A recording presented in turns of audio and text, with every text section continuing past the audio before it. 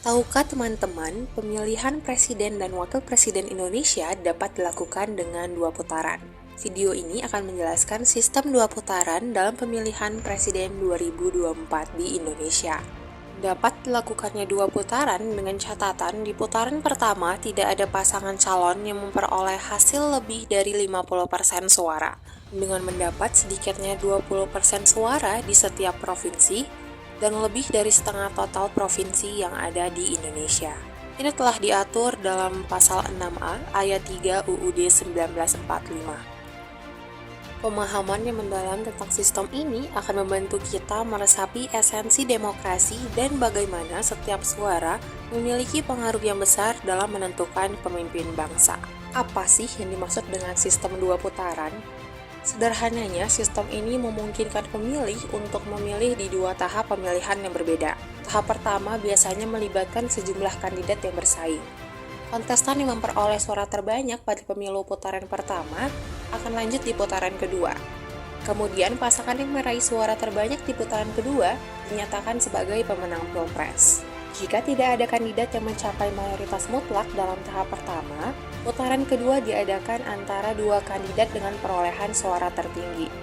Inilah saatnya masyarakat memilih di antara dua kandidat ini untuk menentukan siapa yang akan menjadi presiden. Putaran kedua ini memberikan peluang bagi pemilih untuk lebih fokus pada dua opsi utama.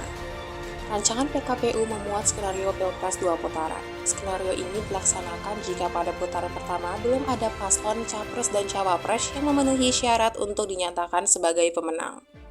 Berikut rincian tahapan dan jadwal pemilu 2024 dua putaran dalam PKPU yang telah dirangkum melansir kompas.com. Pencalonan presiden dan wakil presiden dimulai pada 19 Oktober hingga 25 November 2023.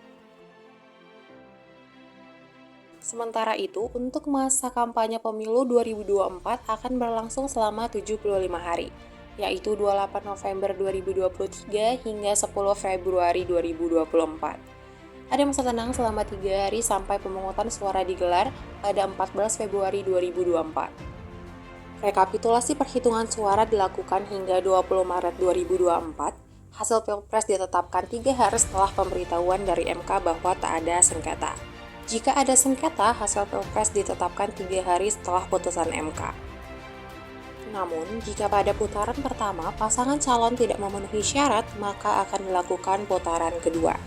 Tahapan Pilpres dilanjutkan pada 22 Maret 2024. KPU akan memutakhirkan dan menyusun daftar pemilih selama 35 hari. Masa kampanye pemilu berlangsung selama 21 hari, yaitu dari 2 sampai 22 Juni 2024.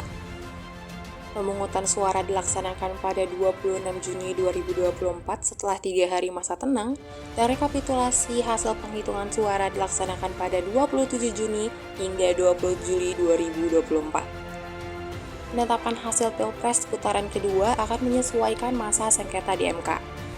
Kemudian, presiden dan wakil presiden terpilih akan dilantik pada 20 Oktober 2024.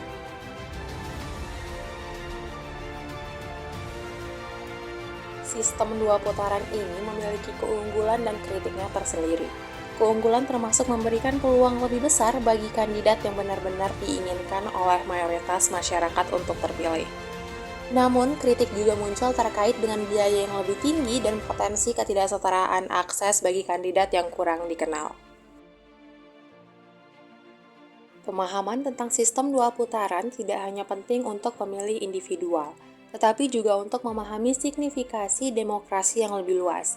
Sistem ini dirancang untuk memberikan representasi yang lebih akurat dan memastikan bahwa presiden yang terpilih memiliki dukungan mayoritas masyarakat.